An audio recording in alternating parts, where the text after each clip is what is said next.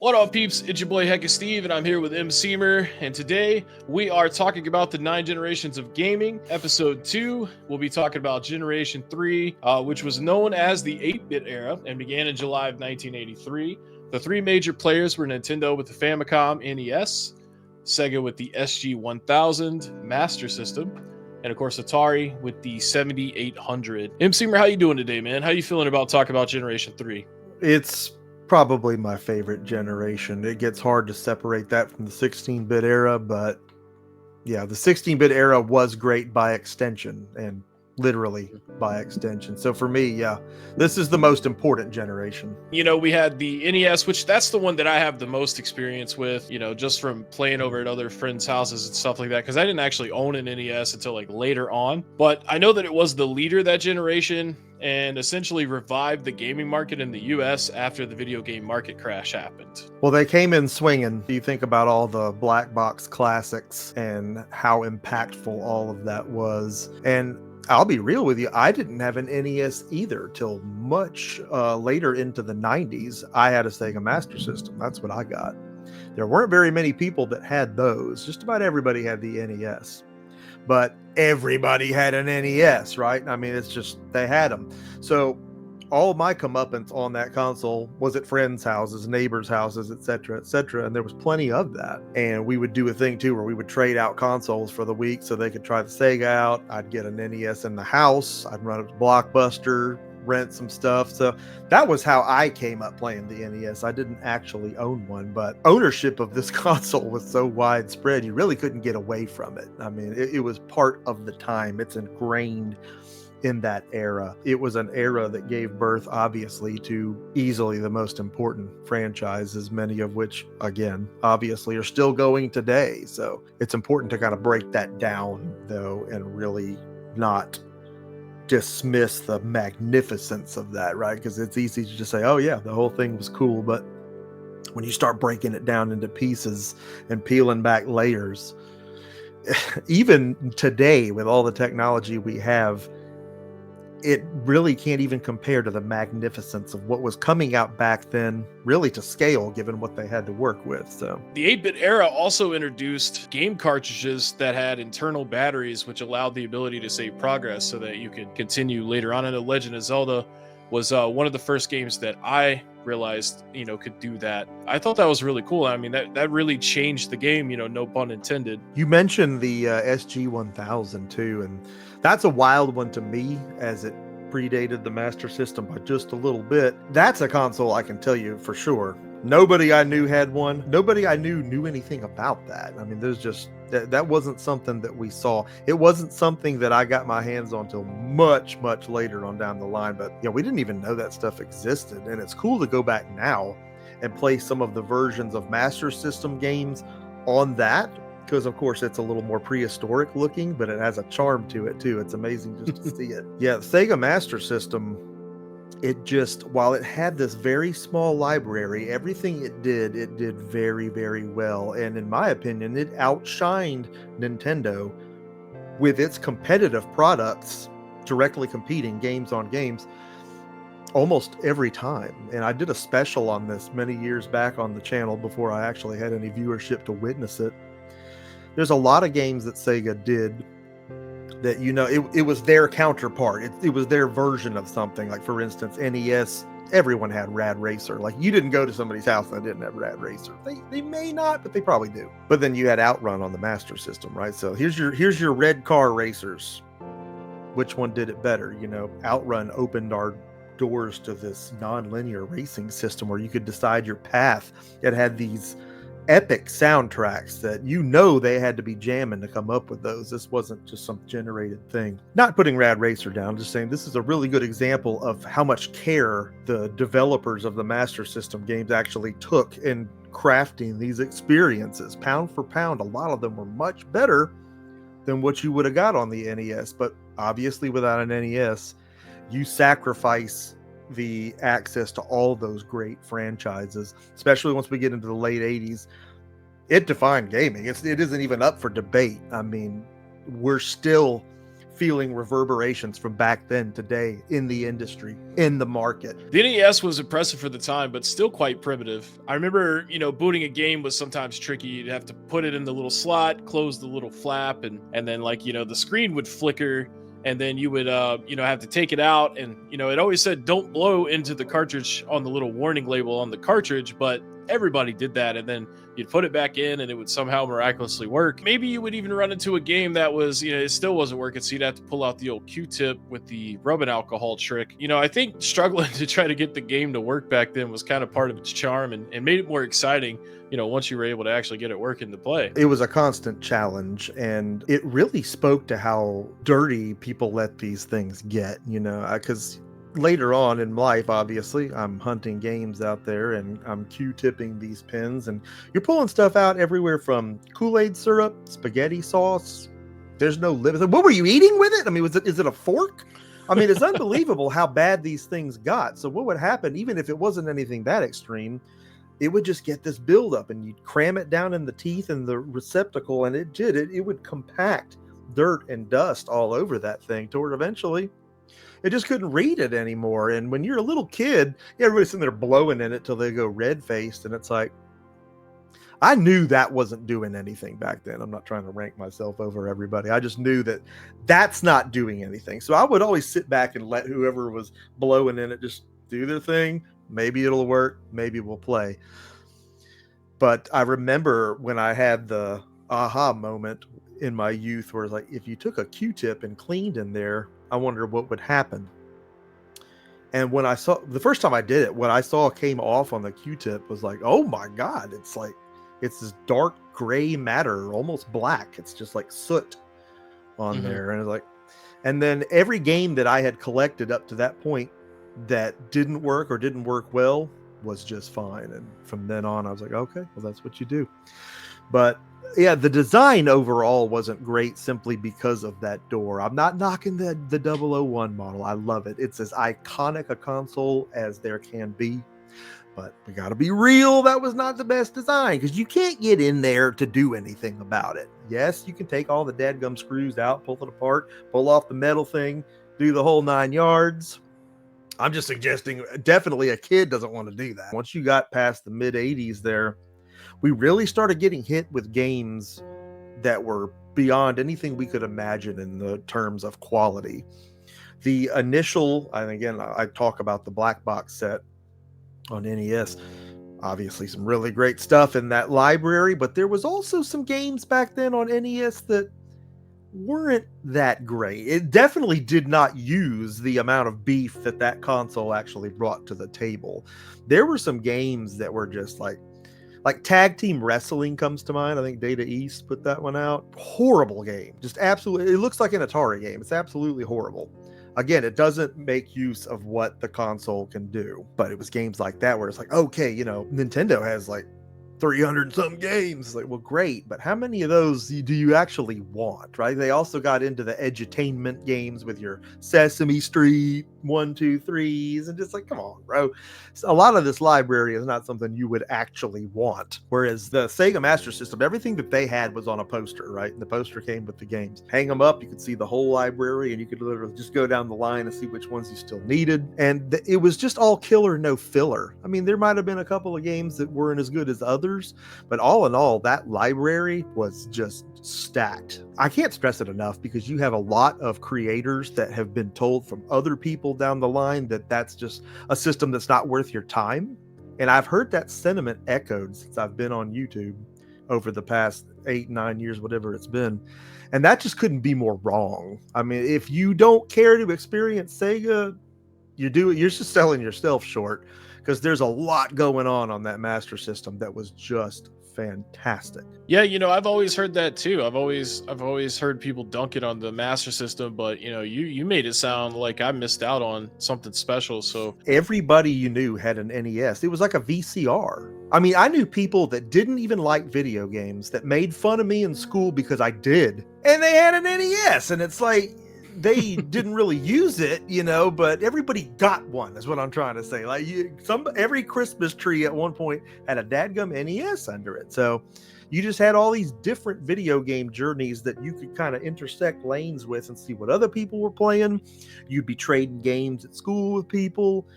It was just a really wild time. We didn't know how good it was going to get. And to me, 2 years specifically defined gaming. It was 1987 and 1988.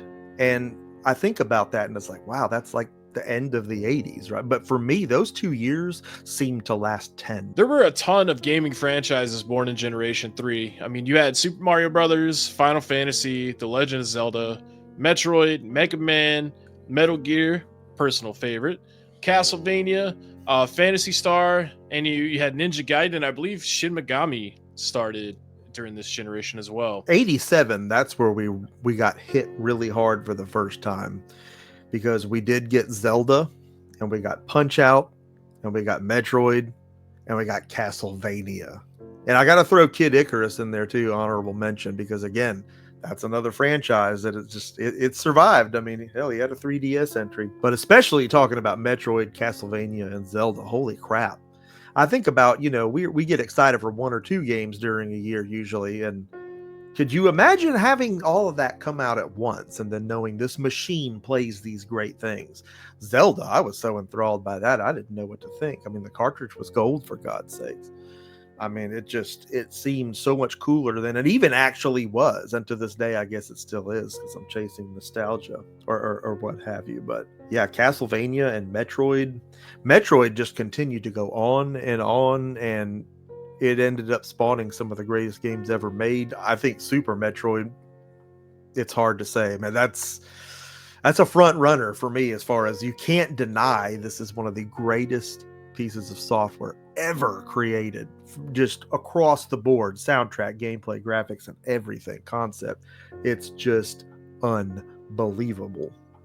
So to think all that came out in 1 year, that was absolutely just crazy. You were eating good in the 80s, man. The Sega releases in 87, and I had to look because I couldn't honestly remember which ones were 87, which ones were 88, just that all these were about the same time. But you mentioned Phantasy Star. I'm playing that again right now on Sega Ages, and it's like playing it again for the first time. It's just terrific. And we got the Wonder Boy series, which is that's mine right there. That's second to none.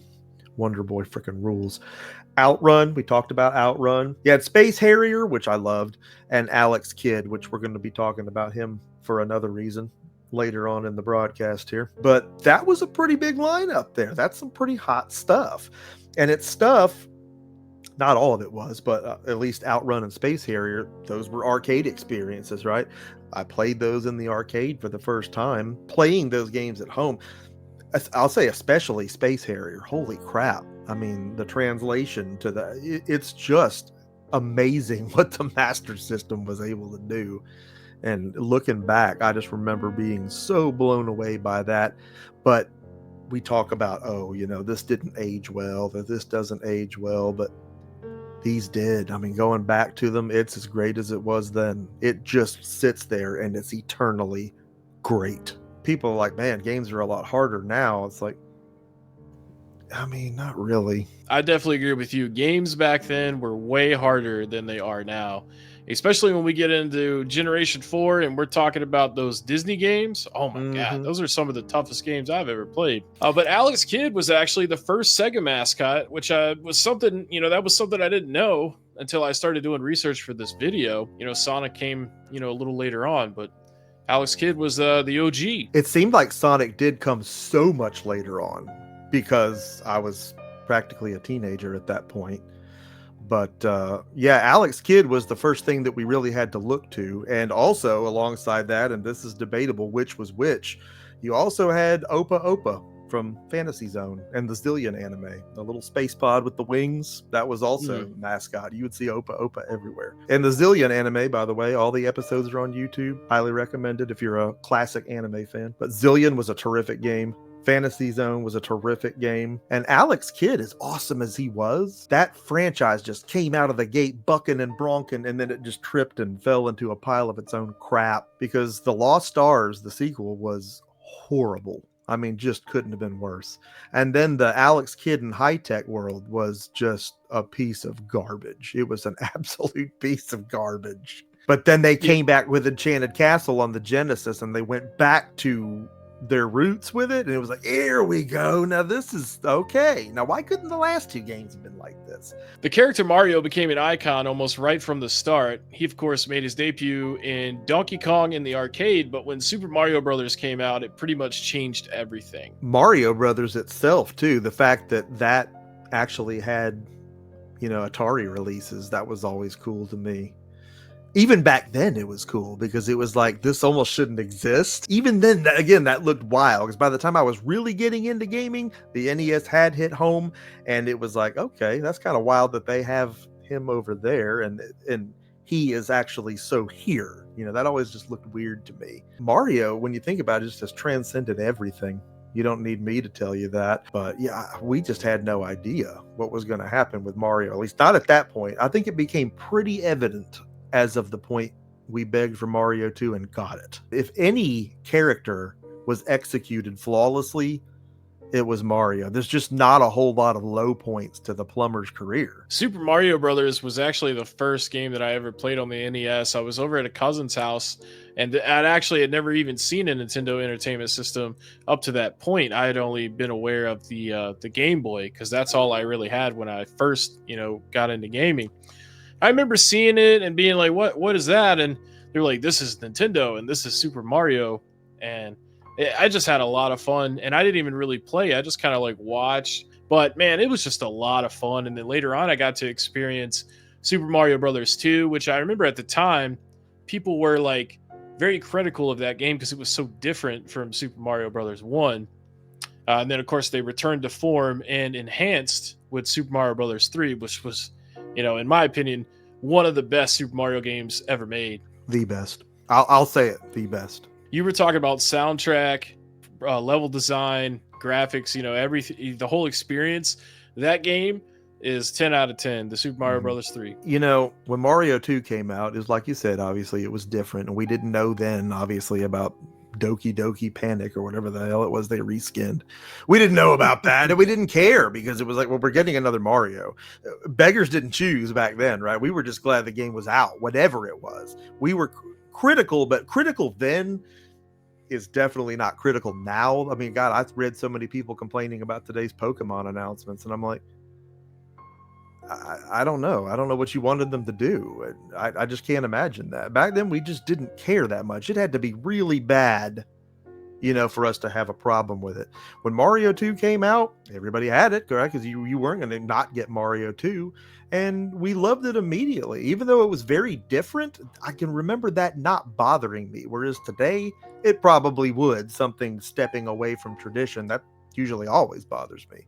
But that didn't for some reason, and we got to love that game just as much. And then you had the Super Mario Brothers Super Show on TV, and the cartoon was based on the game, which was completely tone deaf because you can't really spoil a game this old, but when you beat the game, you realize it was all a dream and none of it happened. So none of those characters exist, except that they did exist in the cartoon. But Wart, the end boss, does not exist in the cartoon. It's Bowser. So that cartoon was like a fever dream that adapted and adopted elements from the second game and still kept stuff from it. Was like they didn't really understand what they were trying to make. And again, citing what goes on today, a mistake like that would be nails in a coffin for a product. You can't get away with something like that today. You'd be ripped to shreds in forums and on social media. People would they'd come for your head. But it's funny to me how that was the case with that, and yet it was still so widely successful, because a sequel to a game that amazing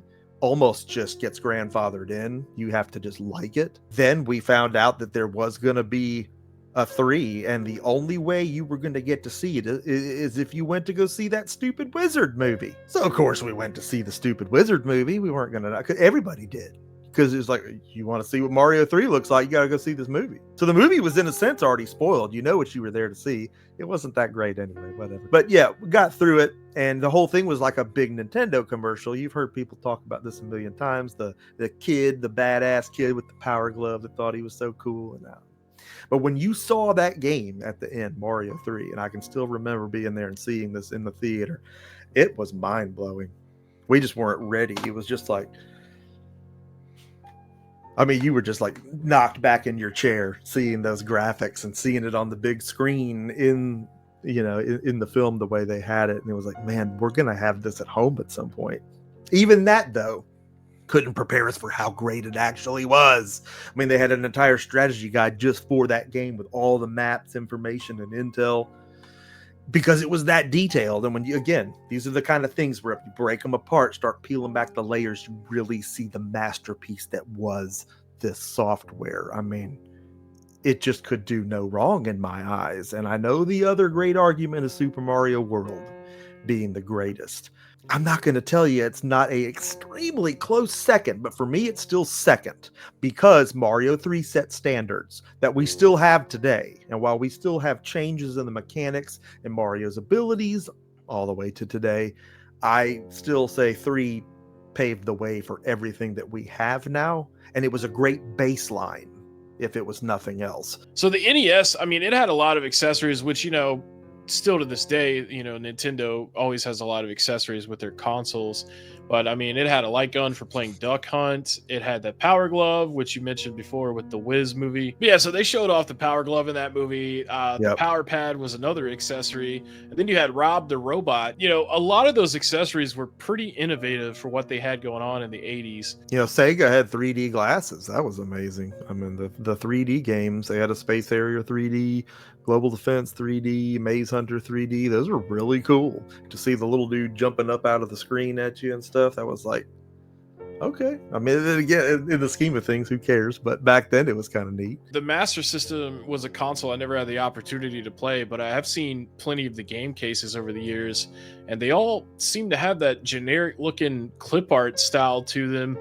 And, the actual game, it almost kind of looks like a cassette tape. A lot of people just don't like that artwork, and I get it. I can look back now from a top-down perspective and say, yeah, okay, that didn't even really look that good. But to me, it looked amazing because my brain equated whatever look that was with what was about to happen. You're getting a new game, right? So the artwork never bothered me, and really it just became very signature. But at the same time, you get it all on a shelf like we have now, and it's all white boxes except for the Activision ones. So it's definitely not as colorful as when you have all the NES carts stacked up and each end label is obviously different colors. But yeah, that never really bothered me, but I understand why a lot of people don't like it. But I did enjoy having the clamshell cases, and that of course went on into the Genesis as well, because those were the cases that survived versus the NES stuff. I mean, it was cardboard, and it was thin cardboard, and it's great when some of it did survive, but so much of it didn't, and so much of it got thrown away. And I'll admit this, I've thrown away an NES box before, as a kid, because you're just like, that's the cardboard box. What am I going to do with it? They give you the sleeve, and you can fit the manual in there too, and it's on the shelf. What do I need to keep the package for? We didn't know. It never occurred to me that we were collecting these things. Again, we talked about in our last episode how a TV was considered furniture practically. This wasn't much different. I mean, hell, Atari had wood grain consoles. It was just, but you wouldn't throw away the clamshell of the Sega one. You wouldn't throw that away because the case clicked into it. The game clicked into it. It was premium. And it just seemed like it was an extension of the cartridge. It was part of it. So yeah. I ended up keeping all my Sega stuff, but I didn't end up with all my NES boxes because until I was older, it didn't occur to me that just keep the boxes. Why wouldn't you just keep the box? So we talked about those games from 87. 88 is when everything started firing on all cylinders. And on the NES, of course, we got more Marios. We got Zelda 2, Adventure of Link. That was huge. And Contra. Oh my God, Contra. Again, there's another one that everyone had. You didn't go to somebody's house and they didn't have Contra. Everybody had Contra. Just did. And we also got Castlevania 2, Simon's Quest. That was another one that everybody I knew had it. I know that game is very cryptic and people are more critical of that one today, as well they should be. But everybody had it. And again, we didn't have the same distaste for it as some people have now, even though it was as cryptic as it was, because we had magazines that helped with that. That's another topic we'll get into just a little further along here. But we also got Mega Man. You mentioned Metal Gear. Talk about what that spawned over the course of time. Oh yeah. We got Life Force, which was in the Gradius bloodline. I think is very important to note. Life Force, definitely one of the greatest shooters ever. Just absolutely phenomenal. And to me, this is a big one, even though it's different than its arcade counterpart. We got Double Dragon. And any version of Double Dragon coming home at that point, it could have been Big Bird fist fighting with people. If it said Double Dragon on it, I was in. Any way that I could possibly experience a sliver of what that delivered in the arcade in my own living room, yeah, it had to be done. And again, while it was such a wildly different animal, the NES Double Dragon, it's its own thing to me still today. And it's a taste I've acquired and must have alongside regular arcade Double Dragon. I can't exist. It's not a matter of which one was better. It's that I have to have both because it's both an integral part of the lore, of the legacy of that franchise. Honorable mention has to go to both Blaster Master, which did have future iterations, and Bionic Commando, which also stretched as far into Gen 7. But the original Bionic Commando was an absolute triumph. Fantastic game start to finish. And again, the list does go on. It's 1988 though, and games are starting to look badass. Sega, again, it's much more scaled down what you were getting from them at that point, but to scale because they didn't have the third-party support. But we did get Wonder Boy and Monsterland, to me the best game on the console, period. We got Shinobi on the Master System. That was huge and a pretty good version. I mean, obviously not the arcade version, but a pretty faithful version for at home. I really enjoyed the 8-bit Shinobi. It's so hard a cat can't scratch it, but it was fantastic. There was a lot of beat 'em up games during the NES and I guess Master System era as well. Of course, you know more about the Master System than I do, but I mean, some beat 'em ups that I remember from the NES, you've got a lot of the Teenage Mutant Ninja Turtles games. There was River City Ransom. Love and them. You also had Battletoads, which was fantastic, and they ended up doing a crossover with Double Dragon. Battletoads was amazing. I mean, I know that it's a pretty hard game, and it is. And I'm not going to tell you I've finished it. I've come close.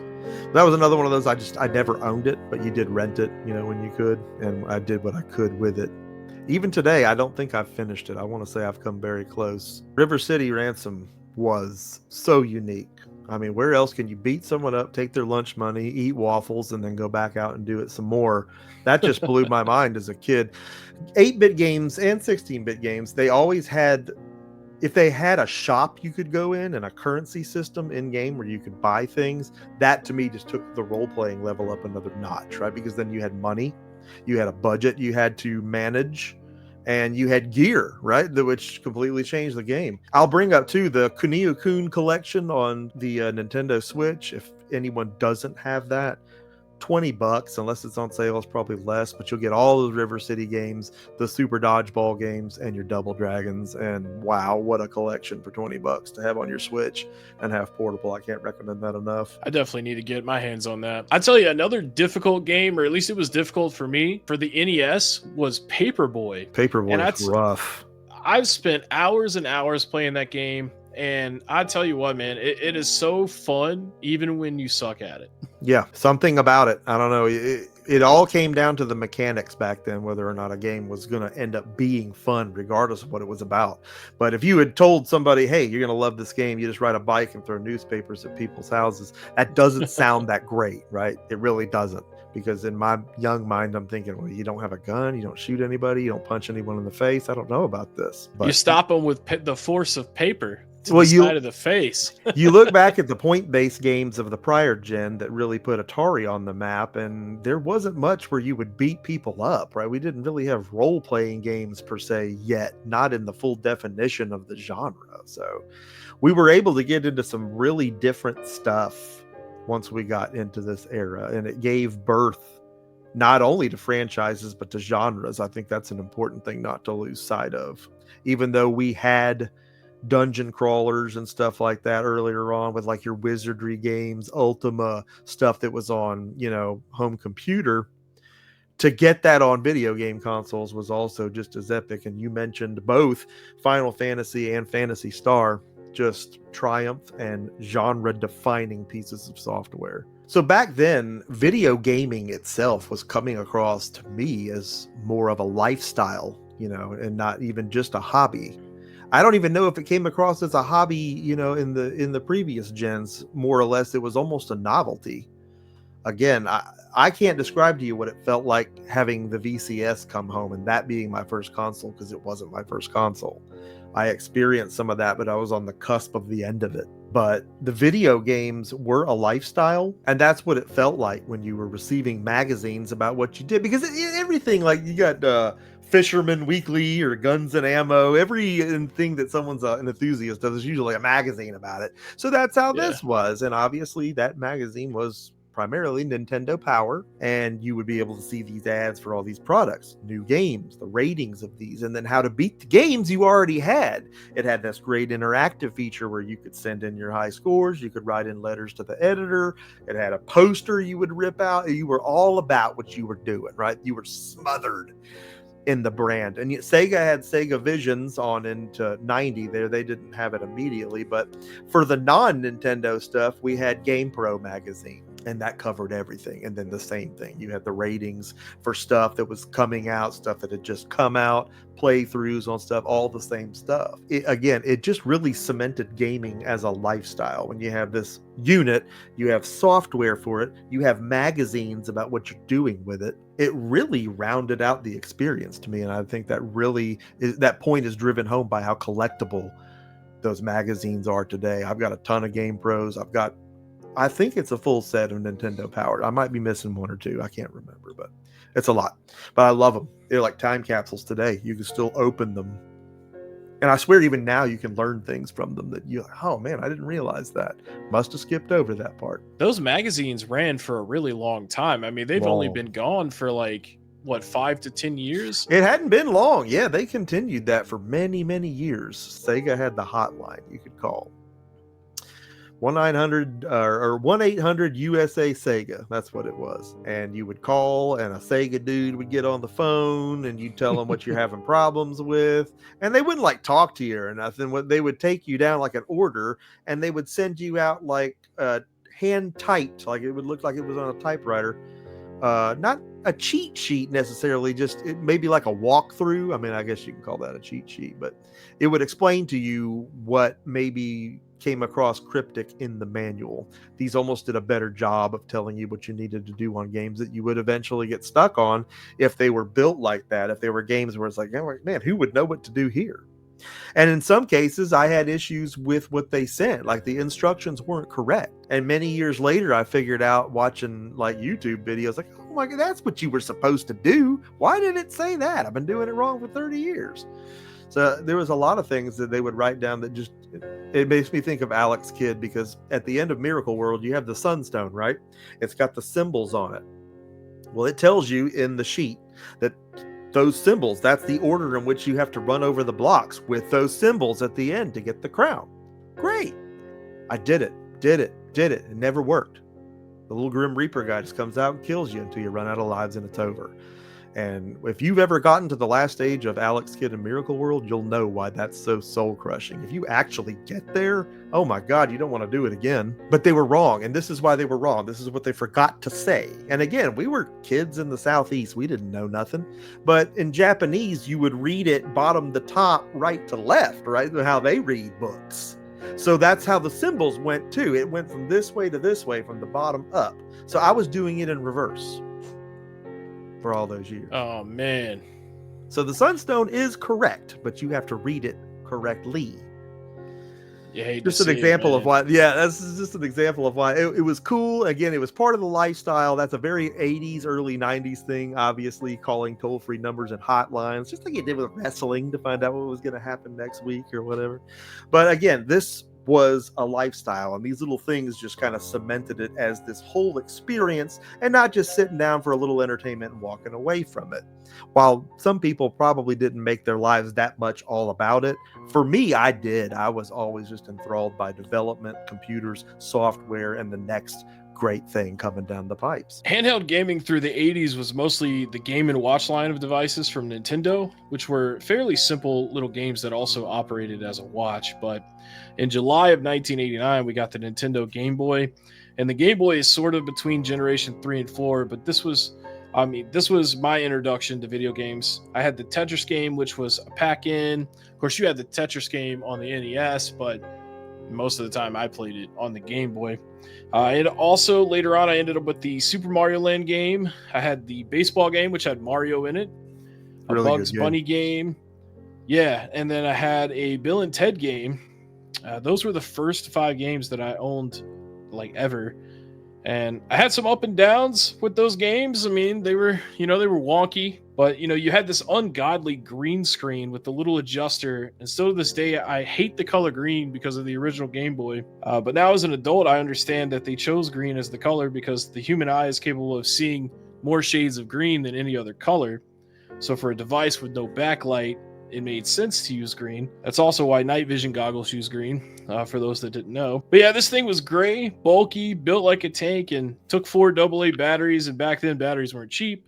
But I love my little Game Boy, and it saved me a lot of boredom through rough times in my childhood. Not necessarily match the NES quality entirely, but get close enough to where you're not hogging the TV all the time. Because back then, a lot of kids didn't have TVs in their room. The Game Boy was a lifesaver.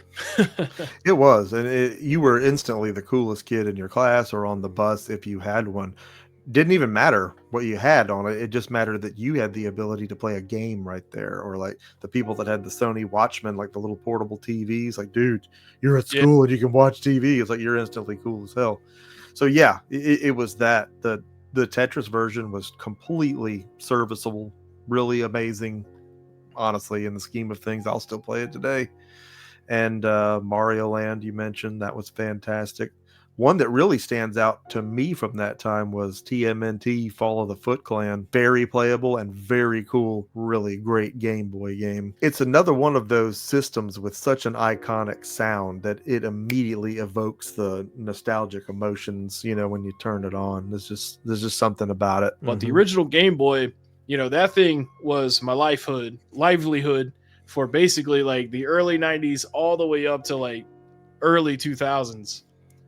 So it was a great time to be alive. I feel like nowadays everything is awesome, but it's also like sometimes it just seems like the simpler times like it was back then were, much more exciting because it was just all fresh and innovative. And nowadays it's just like, oh, I have this device that, like you mentioned, portable TVs. I mean, this basically is a portable TV. So, all you really need is this one little block. And, as cool as that is, it just makes it seem like things back then were way more cool and exciting when you had a separate device for it compared to like now everything is all just done on one or two different things. I think there was a magic to it that had to be there because you were the age that you were. And that's probably the same for a lot of people, no matter what gen they grew up in, as far as the effect that stuff has on them. But it does certainly seem from this perspective that the stuff back then was just that much more exciting because, yeah, I mean, we kind of take it for granted now that you're on services where you get like 4 free games a month. And I mean, back then you got 1 game a year, maybe 2 if you were lucky, because they were as expensive as they were. It wasn't something you could just get every time you went to the store. So yeah, there was a magic about it, and there was a magic in the accessibility of it as a child, not having, not being independently wealthy. Of course, you had to wait on someone to buy you this stuff. But there's no question that that gen really defined gaming, because everything that's come since then is just riding on the shoulders of that big Gen 3 giant. It gave birth to not only the franchises that have continued on for so long, not that later gens didn't do the same, but we're talking about some obviously really important and monolithically large franchises, but it gave birth to the dynamics, right? The mechanics of games that would be, enjoyed forever, to the point where now we're making retro games because we want to make stuff in the image of those, so it still feels like playing those games. They were very much their own style, whether or not it's a style because of the time or the limitations in which it existed. It still is what it is, right? And there was a beauty in that simplicity